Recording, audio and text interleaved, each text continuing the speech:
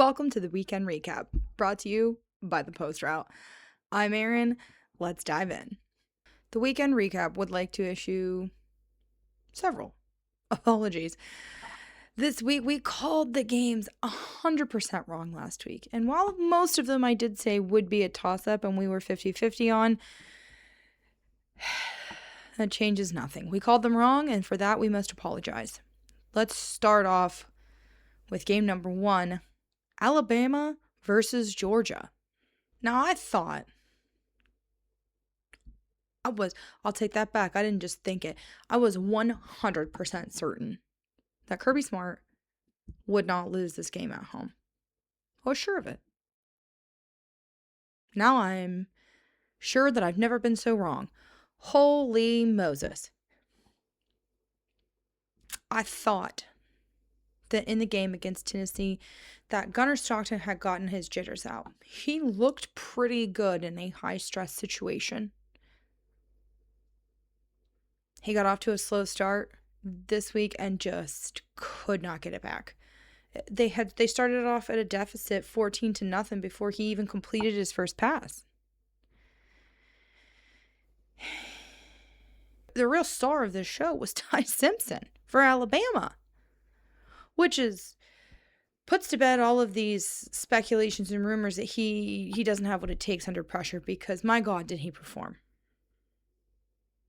He threw 3 touchdowns, one of which was just a clutch little rollout toss over to, was that Jam Miller in the fourth quarter to just seal the deal for Alabama. He was poised. He was composed. This was a stark difference from the Ty Simpson that we saw in that week 1 loss. With this win, Alabama now re-enters the playoff conversation. There was questions about whether or not they could perform in the high-stress situations after that week 1 loss. And that this proves that they can not only do it, but that they can do it on the road against a team who hadn't lost since before COVID at home.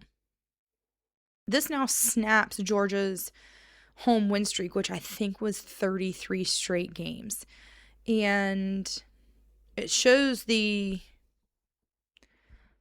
vulnerabilities within this Georgia team, which don't often show themselves. So this was a great game for other teams in the SEC and other games that are going to be playing Georgia on their schedule this year to be paying attention to. This is an absolute stunner in Georgia. It just kind of crazy that this unfolded the way that it did, but it was a great game to watch.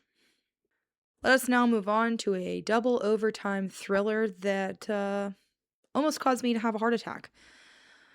I am a diehard Penn State fan, and while I knew this would be tough, it wasn't out of the realm of possibility that we could win this game this week. We just needed to play smart. James Franklin needed to call the right plays. Drew Aller needed to show some consistency and some grit out there on the field. None of those things happened.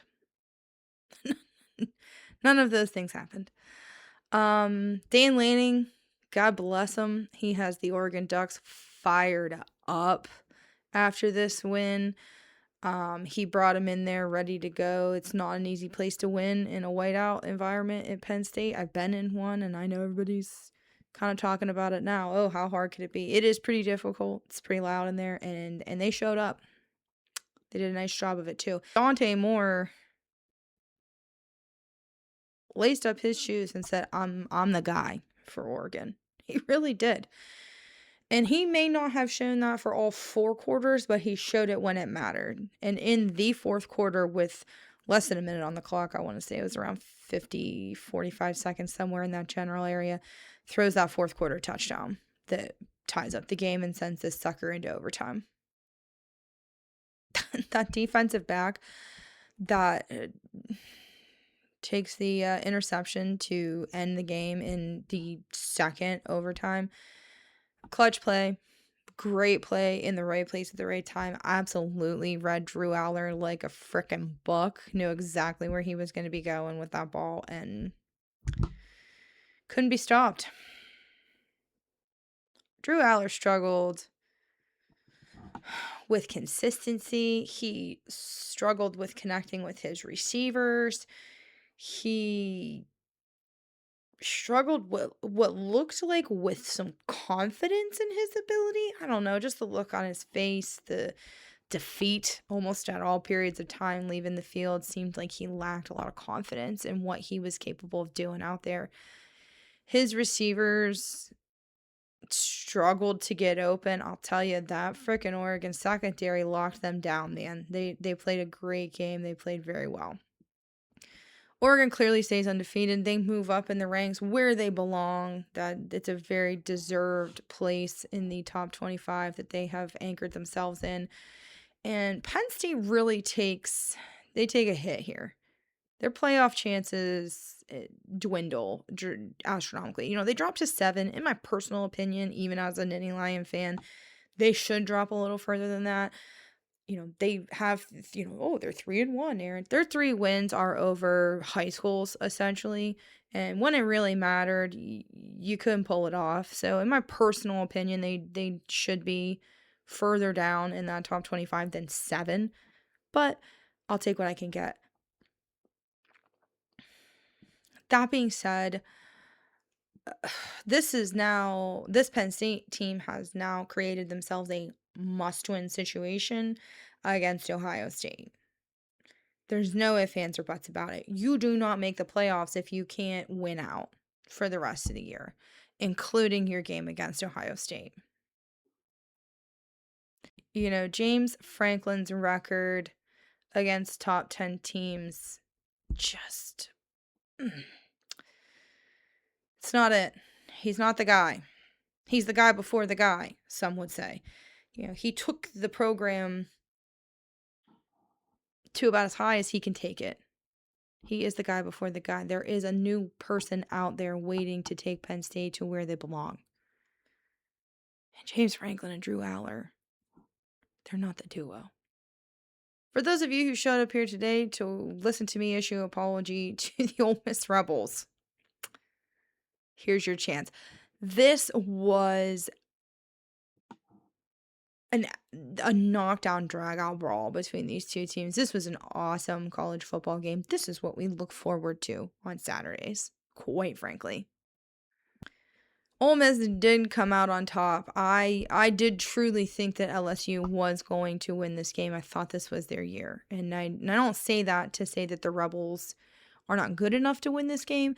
I just felt like LSU had a slight edge. Clearly, I was wrong. The Rebels defense held LSU to just 250 yards of offense, which is crazy for this LSU offense and what they've been putting up recently and how they've been battling these teams. LSU's huge problem here is that they are relying a ton on Garrett Nussmeier. Too much, in my personal opinion. The offense is not spreading about where there are multiple threats to allow Garrett Nussmeier to run an offense. They are, they're relying on him very heavily to move the ball, run the ball, rush the ball, find the receiver, throw the ball, get down the field, move here. He doesn't have receivers that are getting open a ton. The ground game for LSU, woof. They struggled this week. Jaquan Wright, the wide receiver for Ole Miss, just should be on everyone's radar at this point in time. I'm sure he was on quite a few folks' radars, but he's definitely on mine now. This kid was explosive. He was part of almost every key play that Ole Miss had. He stands out as the standout player of the game. He just, all the way around, well-rounded player, just a super great wide receiver for them. This is LSU's second loss of the year. Some are saying that this might end their playoff run. it could be salvageable. It's going to be difficult, but it could be salvageable. I don't think that they are completely out of the realm of possibility. I do think it's going to be difficult to find their way back. There's a lot of speculation about whether or not this adds stress to Brian Kelly and whether he feels that his career or job might be on the line. I don't know if we're there yet. I mean, I think a couple more losses and we can be having that conversation, but I think 2 losses, I just don't think that that's where we're at right now. I don't think that he should be comfortable by any means, but I don't think that tomorrow the AD's calling him in and they're getting rid of him. I'm also not really sure when it happened, but Lane Kiffin might be the king of the internet. This tweet or comment on Instagram leading up to the game on his daughter's post about take the over. You know, he's tweeting after the game, we good. He might be the king troll of the internet these days, and I'm loving it. I love this journey for Lane Kiffin. I love where he's at. Seems like a real happy-go-lucky guy, and he's living his best life down in Oxford. Kudos to Lane Kiffin. We love it. Let's now talk about Georgia Tech squeaking one out over Wake Forest. All this talk for the last couple of weeks about this Georgia Tech team, which I'm part of that. I'm in there with you. This was far too close for comfort. Double overtime winner, barely making it out alive. 27-24. You can't have it. You cannot have it. Georgia Tech did rally from behind. 17-3 at one point was the score. Georgia Tech's defense was the standout player of this particular game. They had 3 sacks, 2 interceptions, and a couple of really big stops in overtime. Georgia Tech is a real dark horse in these ACC standings. Y'all thought Clemson was going to be at the top of the ACC this year. Clearly not the case. And Georgia Tech has slid right up the rungs of this ladder. I am loving this trajectory for them and the way that they are playing right now. Specifically, with the last game that we're going to jump into right now, and that is the shocker. That was Virginia over Florida State. Again, in a double overtime. That's 3 this weekend alone. I don't know what was in the water in college football this week, but it was wild. Virginia capitalized on their takeaways. Their defense was able to get them 2 turnovers in the first half. That their offense then turned into touchdowns. So that's a huge piece of this game that it changed the trajectory for them. They jump up very quickly to a 14-0 lead and take a lot of the wind out of that Florida State sail. Tommy Castellanos and the Florida Seminoles did battle, though. You know, they battled it right back, and with about 30 seconds left on the clock, maybe a smidgen more, Tommy Castellanos throws 4th down TD to extend this sucker into the first overtime. It's the last interception of the game where Tommy Castellanos is picked off in the second overtime that really wraps this up with a big fat bow for Virginia. Despite 3 interceptions, Chandler Morris did have 5 touchdowns. 3 rushing and 2 passing, I believe. Dose Robinson for FSU had almost 150 yards receiving. He was definitely Tommy Castellanos' go-to target for the evening. He did a great job, seemed to really just be everywhere, appearing from the field as if from thin air. He is obviously one of their big weapons on offense, and being able to find him consistently is a trait that Tommy Castellanos has developed over the last 6 months and has really gotten better at. Virginia, much like our friends at Georgia Tech, are creeping up that ladder of the ACC. They are 4-1 overall in their season, but they are 2-0 in their ACC games. This, again, much like our friends at Georgia Tech, makes them a little bit of a dark horse to win this conference. These were not the two teams that we anticipated being near the top of this conference in any way, shape, or form. But here they are.